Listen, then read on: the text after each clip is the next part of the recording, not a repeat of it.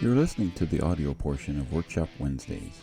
Workshop Wednesdays is a free live discussion about topics affecting accountants, bookkeepers, and business owners.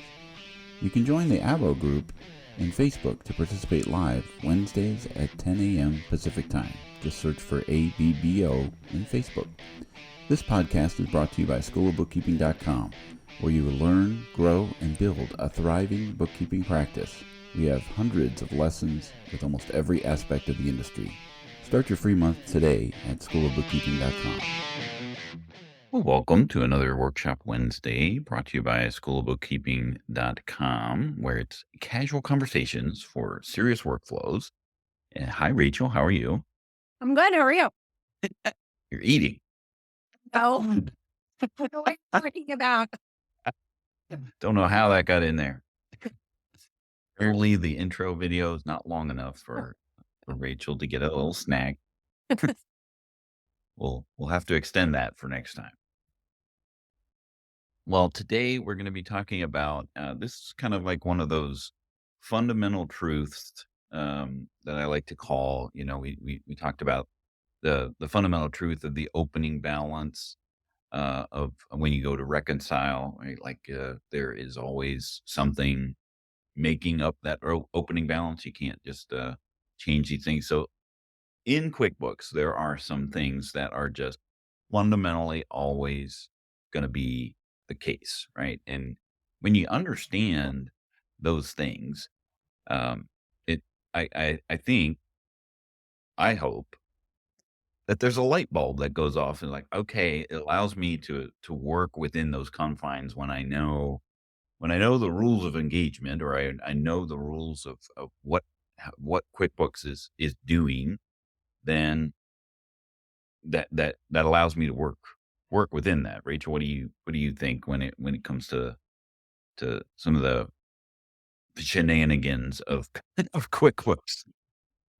Yeah, I always sort of figure, there's always like I think as your example is like for opening balances and that kind of thing. I usually, if it's something that I'm a little unsure about within QuickBooks, I always just sort of go with the rules of accounting is that there's two sides to everything, and so that's just when you have a new QuickBooks or a new account or a new something, if there's something that just sort of appears there that you're not really sure, I just usually always think about the rules of accounting, and that kind of helps me. But I'm not the QuickBooks expert, so I'm gonna let you.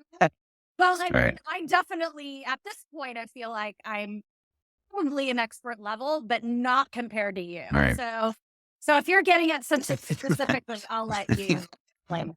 Right. Sometimes I have to work myself backwards. I'm like, okay, accounting is telling me this. Yeah. What is going on in QuickBooks? So I know enough to know those are two separate things sometimes. Yeah. So this is one of those situations, and I bring this one up because we had a quick answer client that came into School of Bookkeeping and was like, what in the world is this account and why is it on my balance sheet, or why is it on my profit and loss? And this is one of those things. I mean, I worked into it for 18 years, and this was a constant question that people had about this unapplied cash payment. Yeah. And I think part of the confusion, especially, if you've worked with QuickBooks, both platforms, desktop and online, is it's one of those things that's not in QuickBooks Desktop. It is in QuickBooks Online. So especially if you're coming from desktop, it's a foreign thing. Yeah, for me too, because I worked in other accounting softwares before, and I hadn't seen that. Right. So, yeah, I mean, I know what it is now. Actually, I think probably thanks to you. Yeah. Yeah. I'll let you. You were one of the people I've told this to. But we have a blog on School of Bookkeeping that talks about this account, and we'll go in and I'll share my screen and everything, and we'll kind of run through a scenario of of that, but I'm trying to find a place to put it in there. There we go. Sometimes talking and clicking is not my strong suit. Do you have the same problem where you, or can you multitask that? I can multitask. Oh, see, No. maybe that's something that that we should learn I from. am right now. I'm baking cookies. Right over. Uh, it's I'm like just an kidding. easy bake oven over there. I'm just joking. All right, so this the challenge here is that on a cash basis, when you run a profit and loss, there is a special account, and this is again, kind of leaning into some of the functionalities of QuickBooks that are just kind of they are what they are, and they aren't what they aren't. Right? You just kind of have to work within the rules of the game until they change the rules, and maybe they won't. Right? Because if you look at QuickBooks's article about what is this unapplied cash payment account. And you see this for revenue and you see this for expenses. Mhm. Um, they're referencing some obscure IRS article that says when you have a payment that is unapplied on a cash basis, here I'm putting all these words in together, right? You have an unapplied cash payment. Uh, you need to recognize the revenue, right? So the situation, the workflows is I have an invoice and then I have a payment. If I have a payment that is unapplied to an invoice, I can't recognize the revenue off of the invoice because it's not tied together, right? So when that occurs, uh, it puts the revenue into this nebulous unapplied cash payment account. And when that happens or when people see that, like, why is that there? Right. Right. Well, there's two scenarios that make that happen. The easiest one to explain is you have a payment that's unapplied, right? Um, so when you record a payment, a customer payment or a bill payment, and don't apply it to its preferred transaction of an invoice or a bill inside of QuickBooks Online, and then you run on a cash basis, QuickBooks, according to this IRS regulation, needs to recognize the revenue of that payment, which makes sense, from a cash basis, right? You're receiving cash, that's revenue. Right. You want to recognize that, or you've paid for something, you need to Well, recognize the expense, cash is only revenue on a cash basis. right? If you're on an accrual basis, cash isn't revenue. Right. But That's coming from someone going through their master's in accounting. yeah. So because you're talking about on a cash basis, and so I think it's important to say that typically when you're issuing invoices, you're that's sort of by definition, you're operating on an accrual basis because Right. invoices and bills, meaning accounts receivable and accounts payable, are usually a functionality of an accrual based business.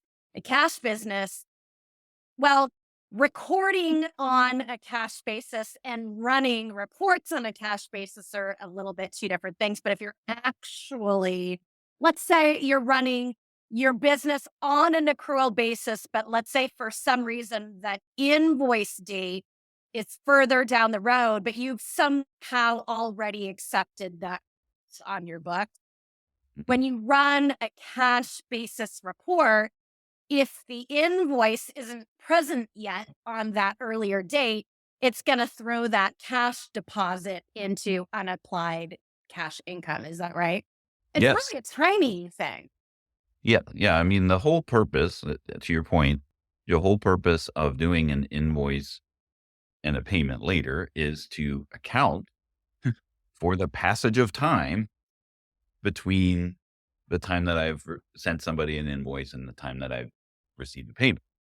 So this gets really wonky when, from the IRS's standpoint, is this company a cash based business or a accrual-based business because you're using accrual transactions in a cash basis. So what does QuickBooks do to kind of tie that back together is that when you do use accrual-based transactions, invoice payment, bill payment, to account for the time passage of time because you want to run reports of like what's overdue, and those Mhm. types of things. In order for it to recognize the revenue, it bases things based off of the payment date as opposed to the date of the invoice, Right. right? Right. So herein lies the dilemma. You're running a cash basis company, but you're using accrual type transactions Yeah. to resolve that dilemma. It will recognize everything on a cash basis based off of the payment. The payment is the Yep. source of the revenue, right? So in Which this, I don't love. Gonna right, lie. right. I've So already this, stated this before. I'm not a fan of cash basis, but I'm a hardcore accrual gal.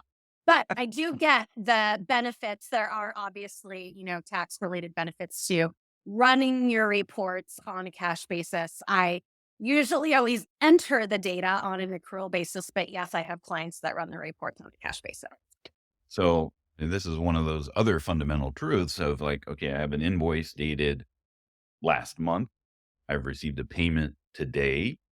QuickBooks is going to recognize the revenue when you do it right. When you've tied these two together, QuickBooks has no reference to the revenue or anything else associated on reports Right. when it comes to a profit and loss last month, because regardless of whether you created that invoice last month, last year, whatever, it doesn't recognize anything until gets to the date of the payment that it's applied to. Yeah, And and in that some situations, people really do want that because they might have some customers that are 30, 60, 90 days, and let's say they're getting paid after the 90 days, and in some situations, they might have sent the invoice in September, and it's now January, and they're only receiving these cash payments now. There might be an advantage of recognizing that on a cash basis in January versus when it was earned, which is the definition of an accrual basis. And it's, right, by the way, I usually always say, even though I'm working towards that, getting my master's, I usually do. I explain how that works, and I say that there are benefits to, sometimes either, but I usually point them to the direction of their CPA. I say, take that ultimately up with your right, CPA and you guys make that decision together. And I do defer that to the tax professional. I don't dispense that right. advice. I certainly let them know the rules and I do have to nitpick. It's actually a gap You rule, which is governed by FASB, and it's actually not an IRS regulation, but that's okay.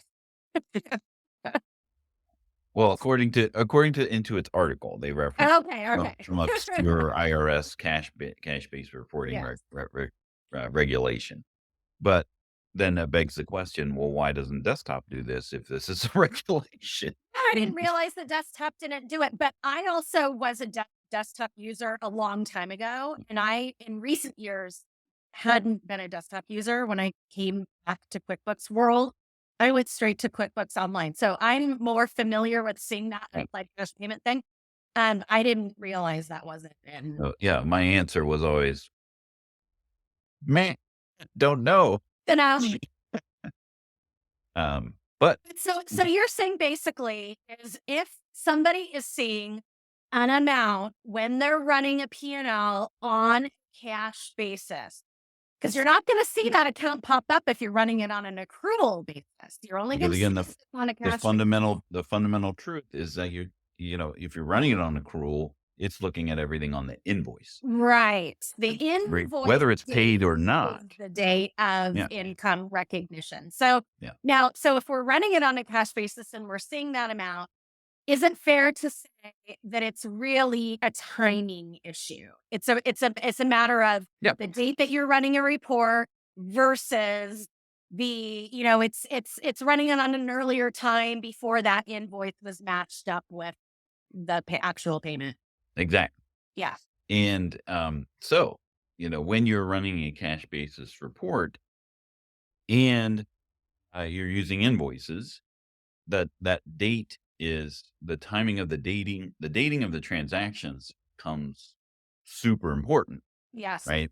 Because the report is going in sequential order, right? So it's going to be looking at the date of the payment, when that occurred, and regardless of whether or not there's a, it's only going to see it if it's, well, it's not going to, it's going to see it regardless of whether it's tied to an invoice or not. However, the unapplied cash payment is essentially a clearing account, Mm. when that happens, right?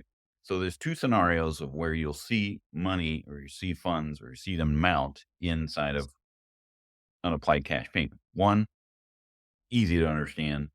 You have a payment that's unapplied, right? So it's so it's got to recognize it somewhere on the profit and loss. Two, you have it applied, but the dates are messed up, Mhm. right? And this is where you're doing some kind of advanced workflows, but using accrual based transactions to bridge that gap, right? And you mentioned it earlier. I receive a payment upfront, right, for an invoice, right? Which, you know, your masters is going to tell you, well, you shouldn't be entering that as a payment anyway. That's unearned revenue, right? So you're doing it, you know, you're doing what QuickBooks allows you to do, but you're not doing. It's not going to be handled in the way that your bookkeeper, accountant, and CPA are going to want to see that. So when you are receiving upfront payments, you don't want to enter them as customer payments in QuickBooks. You want to do that. You want to do another scenario so that the accounting is right. And we have a whole other workshop on handling upfront deposits. But if that's the simplest scenario of I've received money before I've actually invoiced customer, right? So now the account or the accounting or the transactional dates is going to come across and see, there's a payment. Oh, where's the invoice? Oh, that's another date. Okay, well, I got to put it in unapplied cash payment on this date. And then when I get to the date of the invoice, that's when I will reduce the unapplied cash payment and actually recognize the real revenue of the invoice because that's where it's happened. So let's show it, shall we? Okay. Mhm. Okay. And we're going to go over here and share this guy and over here. Oh, I got to show it. I shared it, but I shared it, but I didn't show it. All right. So we're just going to use a general, this is a dummy account here. So let's run a profit and loss for this month. There shouldn't be anything in here. Let's see. Oh, of course there is. This month, this run the report. Yeah, there's a couple things in there, but that's okay. That's an expense. All right. And we're running on a cash basis because that's what we're talking about. All right. So we receive, we're going to create an invoice last month. This guy here selling some candy. $9.62. I'll make it easy of $100. Really expensive candy. Um, mm, mm. Why is it still $0? It's not. Oh, well, the balance due is still showing at zero. Oh, that's weird. Oh, it's I, totaling. Do you have to tab out or something? it's shenanigans. Hmm. Let's just save it. Yeah, there it is. Okay, it shows up. It was the whole sales tax stuff, I believe. All right, so it's 100. Let's just make it non-taxable for ease of seeing it. And I'm going to date this last month. All right. Yeah, I know. Oh, why did it go back to? Stop it. Don't you know I'm sharing my screen on a live webinar? All right, so it's last month, April Fool's, $100. Saved it, close it. I'll go back to my reports, cash basis. This last month, nothing. This month, nothing either. All right, so go this month. All right, so nothing's showing here because I haven't paid for it yet. All right, so let's receive a payment. Back to that invoice.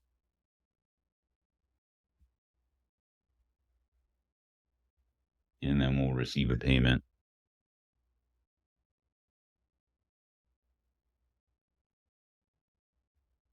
Oh, it's $100.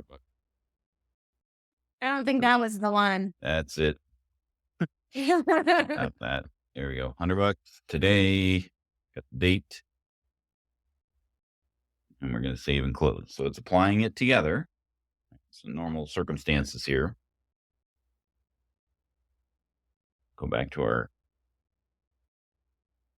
report. So last month on an accrual basis, there's our $100 showing up there for the invoice. But if I run it on a cash basis, last month, why is it still there? I don't think it's refreshed yet.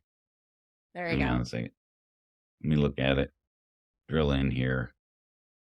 Oh, there is two here. Oh no. Oh, It's still on accrual, I yeah. went on accrual. Yeah, on a cash basis. Last month, it's still there. Why is it? Okay,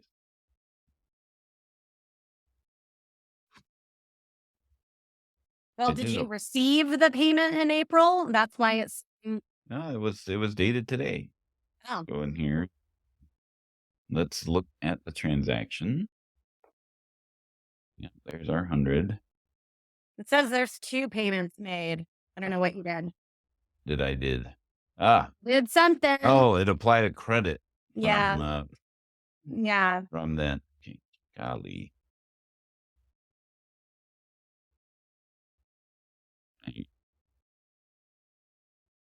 So let's just change the customer to test. Get rid of the, just not send it to anybody.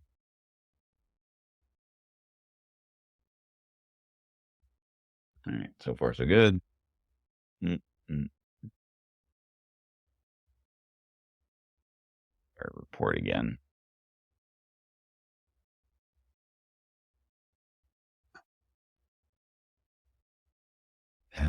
Last month, it always defaults to accrual. All right, no income. Mm. All right, good. Now let's go back to our invoice.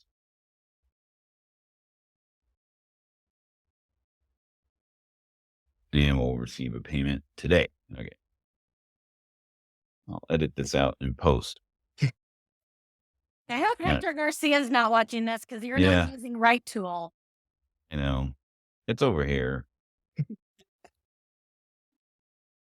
All right, so I got a payment. There's one payment for $100. Now, when I run it on last month on a cash basis, nothing. Accrual, yes. Because of the invoice. Yes, because of the invoice. Now, if I run it for this month, there it is. Accrual, nothing. Cash, $100. Right. Now, what could happen, right, is that these are reversed. Maybe I received that $100 ahead of time, right? So let's go into that, and we'll switch the dates around and see the results of the report. All right, so I'm going to change this to today. I know that oil and water memo. And then I'll go into the payment from here and change the payment to April 1st.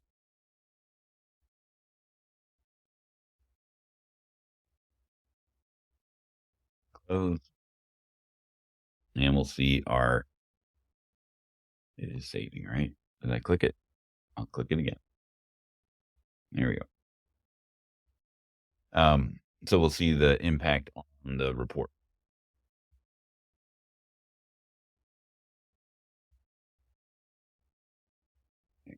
Report.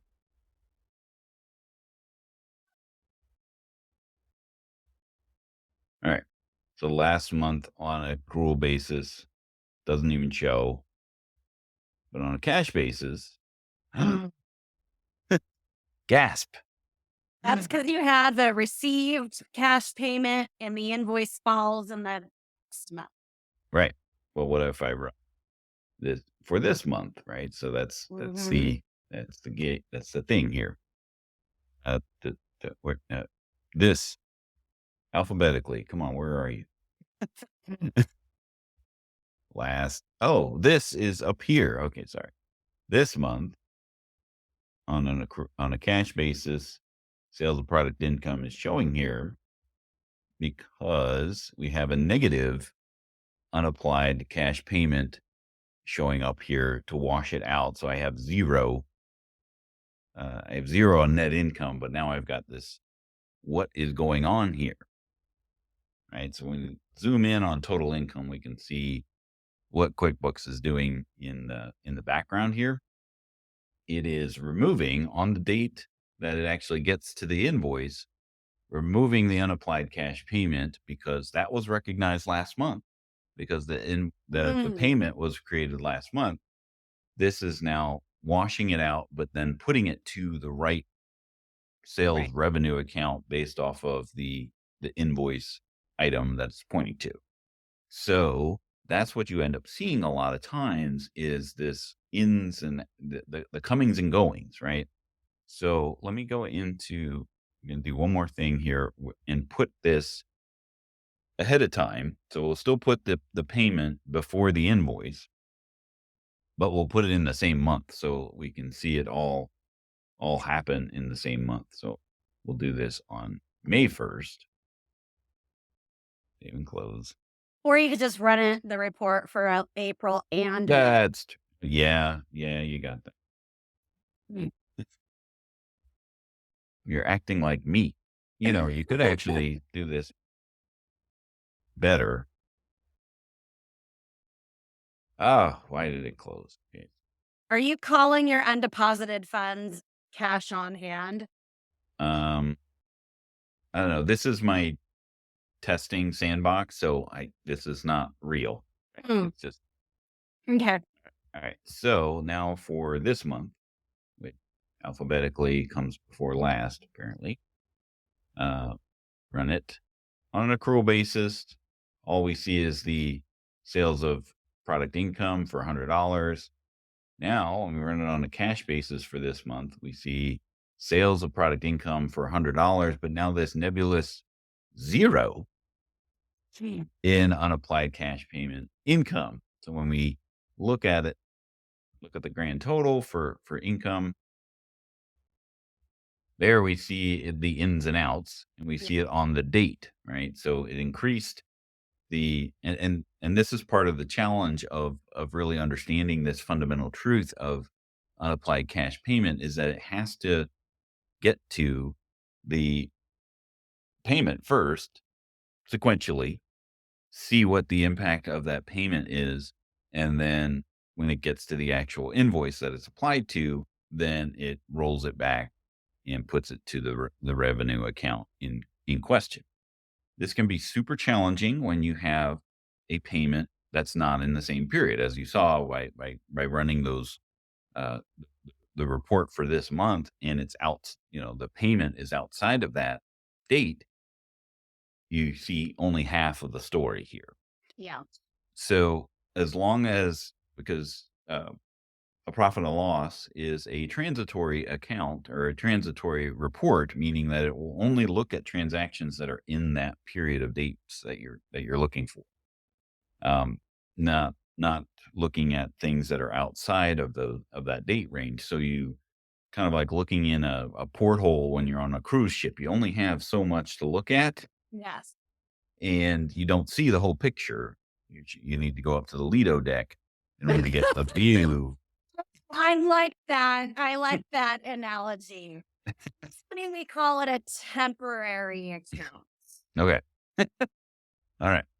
But that is part of the challenge. And the flip side of this is expenses, right? So, same situation is going to unfold if you have a bill payment connected to a bill that is outside or reversed. Now, what's the easiest way to handle this is change your dates, right? Change the dates of the invoice so that the invoice proceeds, and then unapplied cash payment will never come into Right. play when you have this situation where you have a payment connected to an invoice.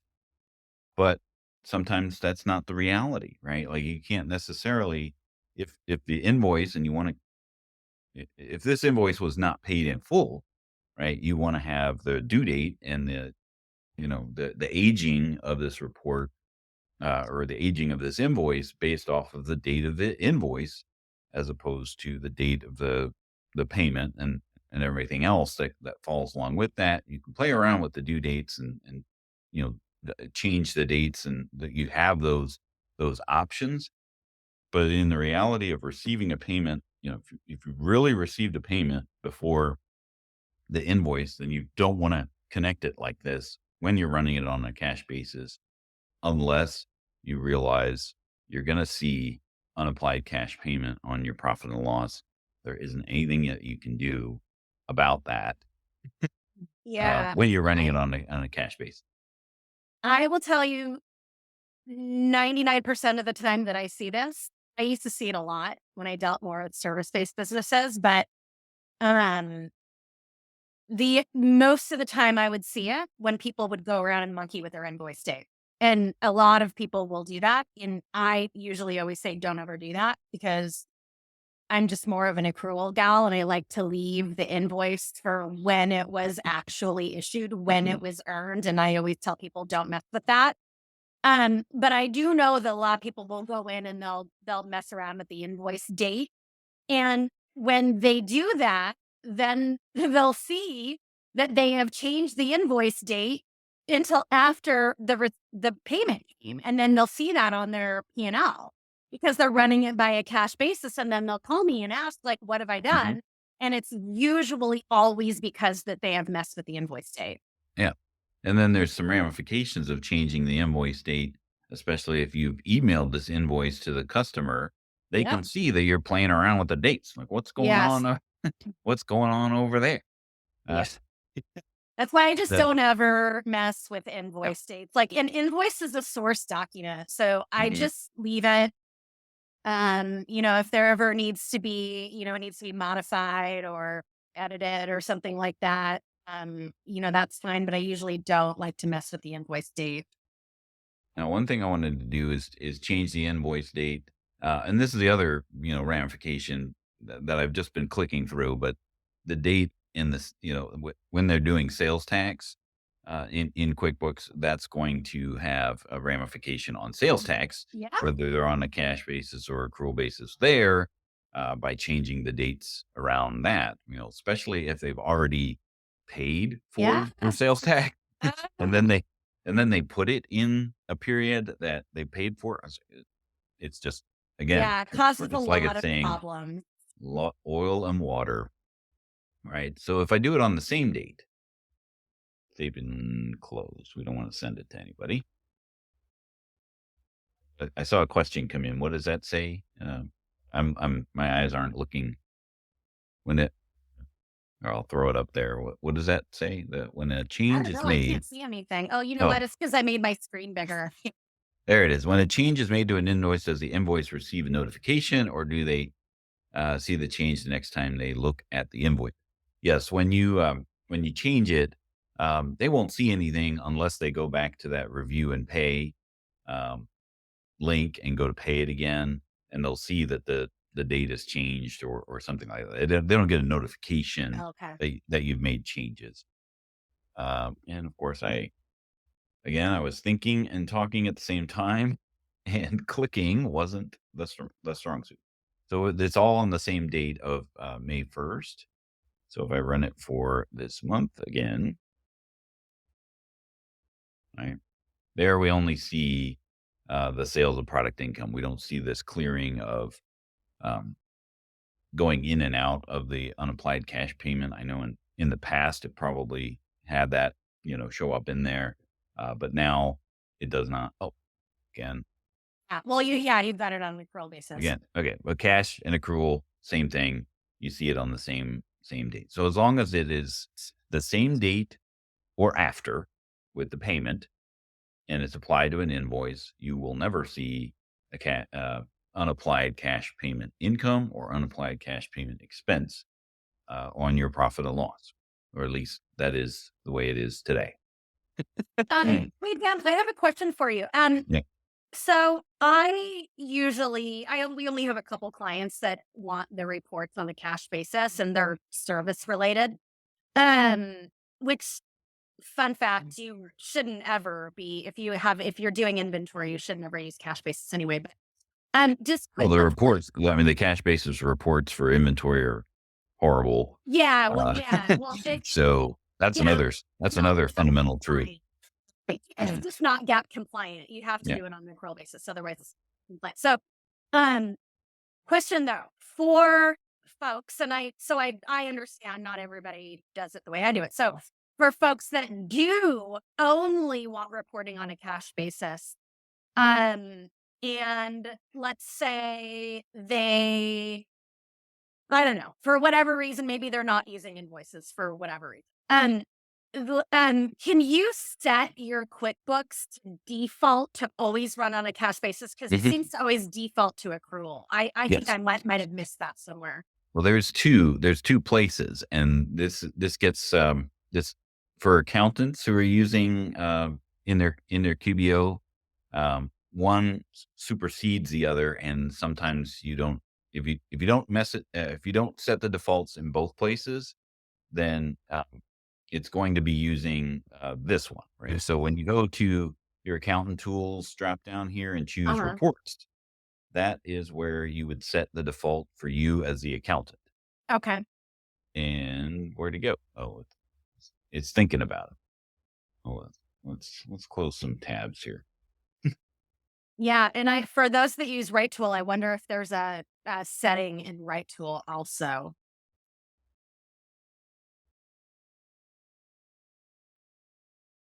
Oh, wait a minute.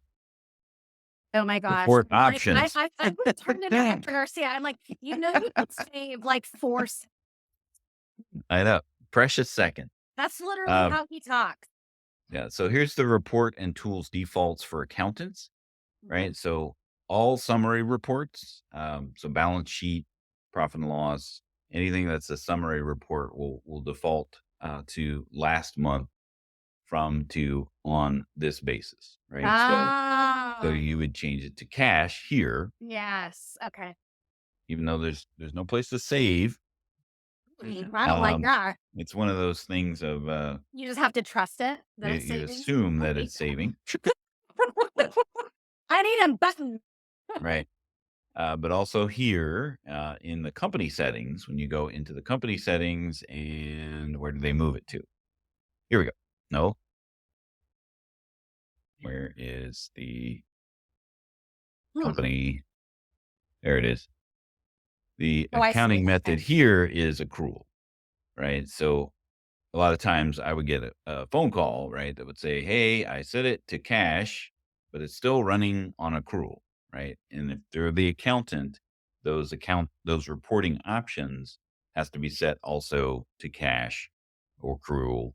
They both have to match, right? So um, this will show up where like, hey, client, they run it on a that when they run the same report, balance sheet, uh, it shows up on an accrual basis. When I run it, it shows up on a cash basis, or vice versa, right? So, So any in QBOA accountant, it needs to mm, be updated in both spots.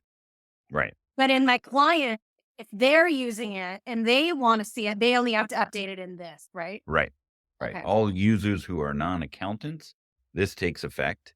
All users who are accountants, the accountant tools takes effect. Okay. So there we got two fundamental truths in one workshop. Yeah. All right. So I'm going to stop sharing there. So, whoops. So we got big again.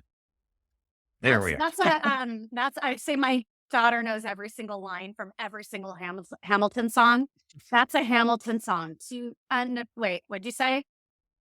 What? To fundamental truths at the exact same time. All right. So if we get her to rewrite Hamilton to QuickBooks, maybe she'll think QuickBooks is cool. Yeah. Oh, I'll tell her Alexander Hamilton used QuickBooks when he was creating That's the right. U.S. Treasury. That'll make her Before like the it. duel. Yes. All right. Well, we're having too much fun here, but hopefully you got some nuggets out of unapplied cash payment. We will take this video, also put it on that blog article as well, so it's all in one place for you. And next week, we're actually going to start talking about this whole new invoice experience that people are being Oh, forced to. my favorite. Right. So I'll wrap up That's today, and we will see you next week on the Workshop Wednesday.